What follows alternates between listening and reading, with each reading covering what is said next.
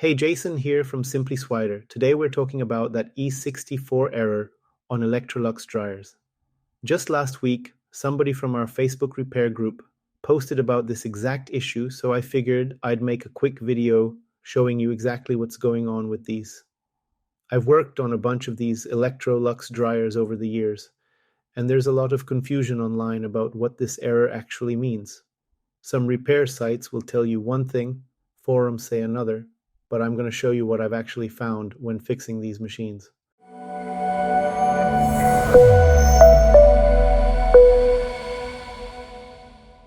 So what's this E64 code actually mean? It's basically telling you there's a heating system problem, your dryer is supposed to get hot, and for some reason it's either not heating properly or the control board thinks it isn't. I'm going to walk you through the 4 most common causes of this error, starting with the one I see most often. For each part, I'll tell you where to find it, how hard it is to fix, how much replacement parts typically cost, and whether it's something you can repair or if it needs to be replaced. The most common cause of the E64 error by far is a defective heating element. This is the part that actually creates the heat to dry your clothes. Where is it located? The heating element is inside the drum, beneath the belt from the pulley and motor shaft. Is it hard to fix? I'd rate this as moderately difficult. You'll need to take apart a fair amount of the dryer to get to it, which can be intimidating if you're not used to appliance repair. What does it cost? Replacement heating elements for Electrolux dryers typically run between $120 and $350, depending on your model. Though if you shop around online, you might find them cheaper. I've seen them on eBay for as low as $34. Can it be repaired? If the wiring connected to the heating element is just loose or damaged, yes. But if the element itself is burned out, which is usually the case, you'll need to replace it. Here's what makes Electrolux dryers tricky. They use a 3-stage heating element, unlike most standard dryers that have a single-stage element. This means your dryer might still get somewhat warm, even when the heating element is failing, which can be confusing when diagnosing the problem. What happens is this element starts to warp as it heats up. Eventually, it warps enough to touch the wall of the housing, which grounds it out, creates an arc, and burns up the wire. If you're not comfortable taking your dryer apart, this might be one repair where calling a professional makes sense. But if you want to try it yourself, there are plenty of detailed guides in our Facebook group. If your heating element looks fine, the next most common cause is a faulty thermostat. This is the part that monitors temperature and tells the control board when things are getting too hot. Where is it located? The thermostat is on the heating assembly inside the drum. Is it hard to fix? This is actually a relatively easy fix compared to the heating element, though you'll still need to access the heating assembly. What does it cost? Replacement thermostats typically run between $70 and $350, depending on your model.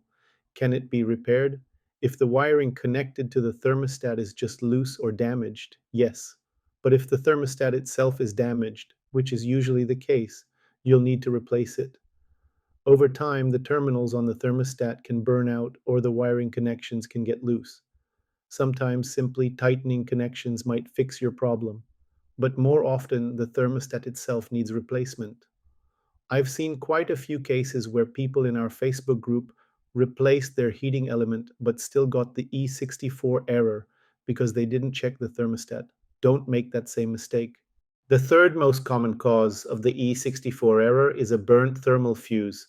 This is basically a safety device that cuts power to the heating element if the dryer gets too hot. Where is it located?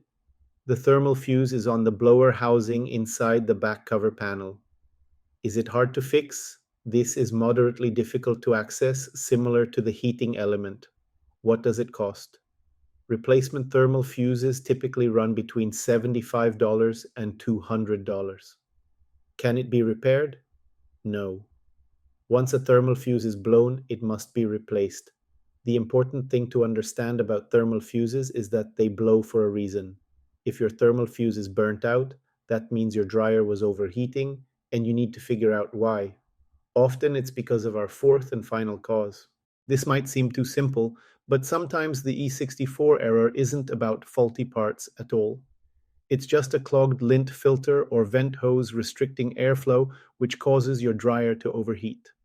Where is it located? The lint filter is right there in the filter housing, attached to the blower inside the drum. Is it hard to fix? This is super easy. Anyone can do this. What does it cost? Regular cleaning costs nothing. If the filter itself is damaged, replacements typically run between $20 and $150. Can it be repaired? If it's just clogged with debris, yes, just clean it. If it's damaged, you'll need to replace it. I can't tell you how many people in our Facebook group have posted about replacing heating elements and thermostats multiple times, still getting the E64 error, only to discover they just needed to thoroughly clean their lint system. Make sure to check both the lint filter in the dryer and the entire vent system that runs to the outside of your house. Restricted airflow anywhere in that system can cause the dryer to overheat and trigger the E64 error. Some Electrolux dryer models seem more prone to this E64 error than others. On screen now, you can see the most commonly affected models and their typical failure points. Always start with the simplest fix. Check and clean that lint filter and vent system first. Then work your way through the electrical components if needed. And don't forget about our Simply Swider Facebook repair group. Even if you decide not to do the repair yourself, our community can help you figure out exactly what's wrong so you don't get charged for unnecessary parts or labor. The link is in the description below. This is the kind of stuff we help people with every day in the group, so come join us if you haven't already. Whether you're a DIY pro or just want to understand what's going on with your appliances, we're there to help. Thanks for watching, and I'll see you in the next video.